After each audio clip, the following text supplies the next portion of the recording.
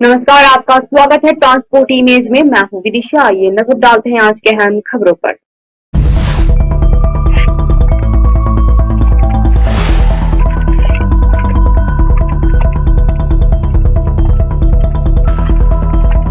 आसनसोल मध्य rail में RPF DG Sanjay गौर पर रखते अहम बैठक। आरपीएफ डीजी ने कहा, रेलवे में आरपीएफ के 8,000 बल सदस्यों की होगी। उत्तर कोरिया दाग रहा है रूसी मिसाइलें। दक्षिण कोरिया ने मलबे की जांच के बाद किया ये बड़ा दावा। मुंबई जेल में बंद संजय राउत को बड़ी राहत। मनी लॉन्ड्रिंग के इस मामले में मिली जमानत।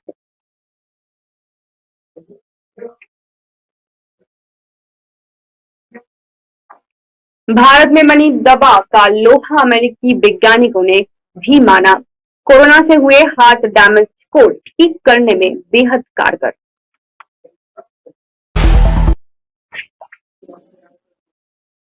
आइए देखते हैं खबरें विस्तार से। रेलवे बोर्ड के रेलवे सुरक्षा बल के महानिदेशक आईपीएस संजय चंदेर ने पूर्व रेलवे के आसनसोल मंडल का दौरा किया। उन्होंने आसनसोल डीआरएम कार्यालय में डीआरएम और आरपीएफ ऑफिसर वो कर्मियों से मुलाकात की, जहां आसनसोल मंडल के आरपीएफ के वरिष्ठ सुरक्षा आयुक्त राहुल राज के साथ आसनसोल मंडल के सभी आरपीएफ निरीक्षक उपस्थित थे। डीजी संजय चंदेर ने यात्रियों की सुरक्षा और रेल संपत्ति की सुरक्षा पर विशेष जोर देते हुए उसकी सुरक्षा को मजबूत करने का निर्देश देते हुए कहा। साथ ही ट्रेनों में रेल यात्रियों की सुरक्षा बढ़ाने के लिए आरपीएफ के ट्रेन स्टॉप टीम को बढ़ाए जाने सहित किसी भी तरह के अपराध को रोकथाम विशेष ध्यान देने की जिक्र की। इसके उपरांत आसनसोल के 16वीं महिला वाहिनी आरपीएफ से बैटालियन परिसर में सुरक्षा सम्मेलन का आयोजन किया गया, जहां पर आरपीएफ के डीजी संजय चंदेर का स्वागत किया गया। सुरक्षा सम्मेलन में डीजी संजय चंदेर ने महिला ऑफिसर सहित बल सदस्यों के समस्याओं को सुने और उनकी समस्याओं का शीघ्र निदान करने का आश्वासन भी दिया। इसके साथ ही कहा कि रेलवे में आरपीएफ बल सदस्यों की 8,000 बल सदस्यों की भर्ती शीघ्र ही की जाएगी। उन्होंने कहा कि आरपीएफ और आरपीएफएस बल सदस्य एक दूसरे के पूरक हैं।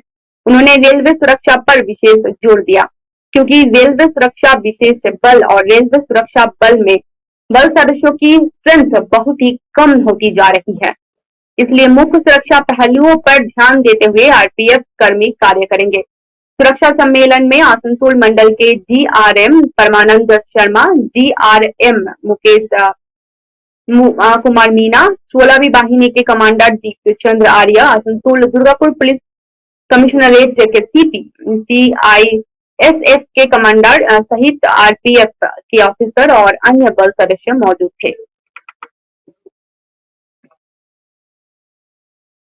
दक्षिण कोरिया और अमेरिका के युद्धाभ्यास से तमतमाए उत्तर कोरिया ने एक दिन में रिकॉर्ड 23 मिसाइल दागने के बाद एक बार फिर बैलिस्टिक मिसाइल दागी है। न्यूज एजेंसी रॉयटर्स ने दक्षिण कोरिया की सेना के हवाले से बताया कि उत्तर कोरिया ने अपने पूर्व तट से एक बैलिस्टिक मिसाइल दागी है। दक्षिण कोरिया ने बुधवार को कहा कि एक सप्ताह पहले समुद्री प्रक्षेपण के बीच दक्षिण की ओर दागी गई उत्तर कोरियाई मिसाइल का बरामद मलबा सोवियत काल का विमान रोधी हथियार था, जो 1960 के दशक का था।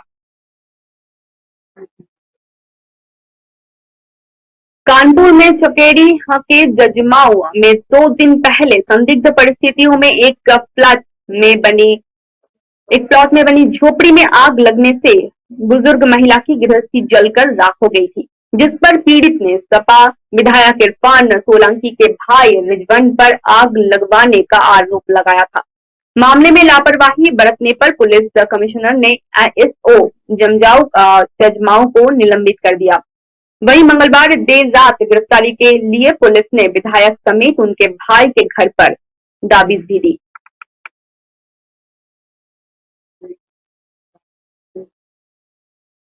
असम के करीमगंज जिले में 6 नाबालिग लड़कों ने कथित तौर पर 13 साल की लड़की के साथ दुष्कर्म किया। पुलिस ने बुधवार को ये जानकारी दी। पुलिस ने बताया कि सभी आरोपियों की उम्र 13 से 15 साल के बीच। अतिरिक्त पुलिस अधीक्षक पार्थ प्रतिम दास ने बताया कि घटना जिले के रामकृष्ण नगर इलाके में 1 नवंबर को घटी। उन्होंने कहा, लड़की के माता पिता की शिकायत के अनुसार वो जब घर में अकेली थी तभी एक घटना को अंजाम दिया गया।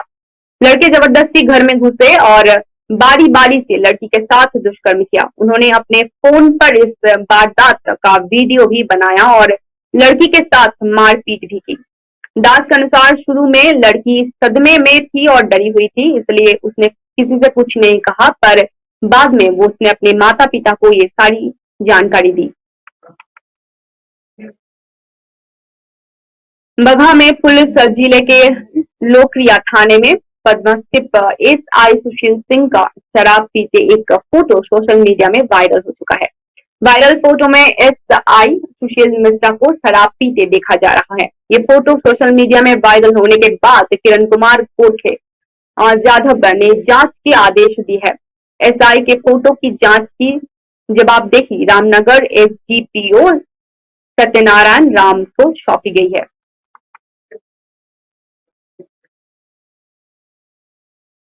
मनी लॉन्ड्रिंग केस के महीनों से जेल में बंद शिवसेना नेता और राज्यसभा सांसद संजय राउत को बड़ी राहत मिली है। मुंबई की एक विशेष अदालत ने पात्रा चाल पुनर्विकास परियोजना से जुड़े कथित मनी लॉन्ड्रिंग के मामले में शिवसेना सांसद संजय राउत को बुधवार को जमानत दे दी।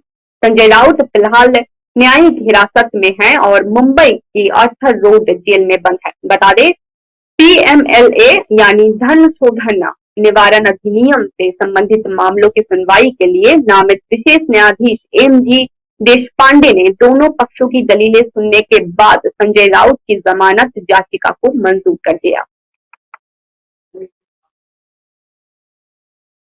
अमेरिकी वैज्ञानिकों ने भारत में बनी दवा का लोहा माना गया।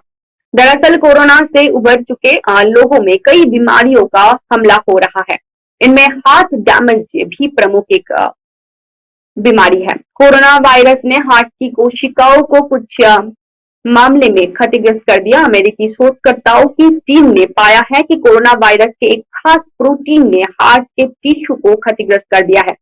शोधकर्ताओं ने इसे ठीक करने के लिए भारत में कोरोना मरीज को इमरजेंसी में दी जाने वाली दवा 2DG का डोज दिया तो इसके चमत्कारित्व का प्रमाण मिला। वैज्ञानिकों ने माना है कि भारत की ये दवा कोरोना के कारण डैमेज हुए हार्ट को ठीक करने में बेहद कारगर है।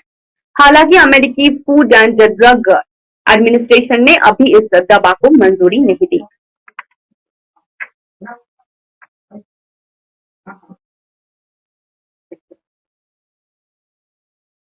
बरेली में एक यात्री की शरारत के चलते रामगंगा पुल पर मंगलवार को एक ट्रेन के लोको पायलट के लिए अच्छी खासी मुसीबत खड़ी हो गई। मामले की दिल्ली बरेली एक्सप्रेस का इस ट्रेन को बरेली जंक्शन पे सुबह 9:30 बजे पहुंचना था। जब ये ट्रेन रामगंगा पुल क्रॉस करने को थी तभी ट्रेन में किसी यात्री ने चेन पुलिंग कर दी। नतीजा ये हुआ कि 45 मिनट तक ये ट्रेन पुल पर खड़ी रही। स्टेशन से एक पेट्रोलमैन जब तक ट्रेन के नीचे रेंग कर चाबी तक नहीं पहुंचा ये ट्रेन चल नहीं सकी। बता दें, रामगंगा पुल पर ट्रेन रुकने से लोको पायलट चिंता में पड़ गए क्योंकि कम से कम 4 दशक पुराने इस पुल पर ट्रेन से उतरकर चलने तक की जगह नहीं है। यानी इस पुल पर ट्रेन रुक जाए तो लोको पायलट क्या कोई यात्री उतरकर चल नहीं सकता।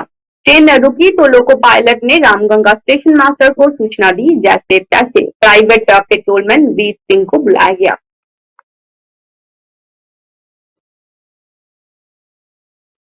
विदेश सचिव विनायक कात्रा ने नीतिगत मामले के प्रभारी अमेरिका के अब रक्षा सचिव कॉलिन कहल से मुलाकात की और दोनों वरिष्ठ अधिकारियों ने द्विपक्षीय रक्षा सहयोग को आगे बढ़ाने पर चर्चा की। साथ ही दोनों पक्षों ने भारत अमेरिका प्रमुख रक्षा साझेदारी के महत्व को रेखांकित किया, जिसने हिंद प्रशांत क्षेत्र के भविष्य को आकार देने में मदद की।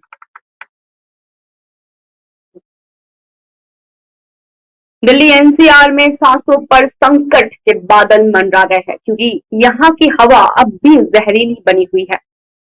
कई पाबंदियों के बावजूद दिल्ली एनसीआर को प्रदूषण से राहत नहीं मिली है और आज यानी बुधवार को एक बार फिर दिल्ली की हवा बेहद खराब रही।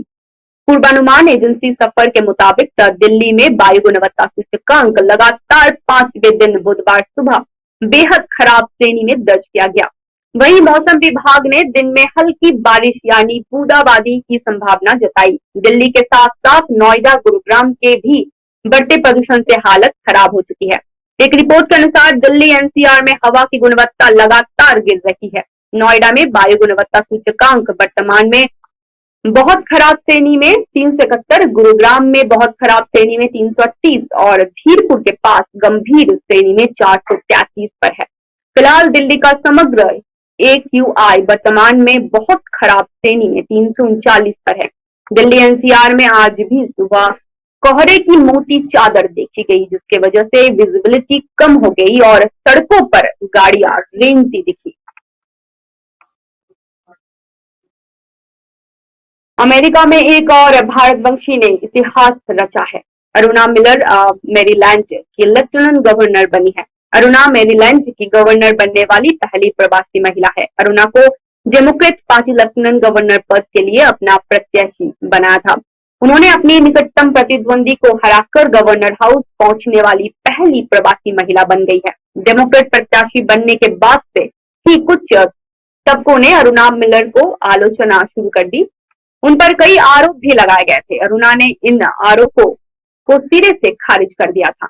अब उन्होंने लेफ्टिनेंट गवर्नर की रेस भी जीत ली। बता दें, Aruna Miller Maryland house of delegates का सदस्य भी रह चुकी है। उन्होंने साल 2018 में संसदीय चुनाव भी लड़ा था, लेकिन प्राइमरी में ही उन्हें हार का मुंह देखना पड़ा था। इसके बाद इस साल उन्हें गवर्नर पद के लिए उम्मीदवार बनाया गया था।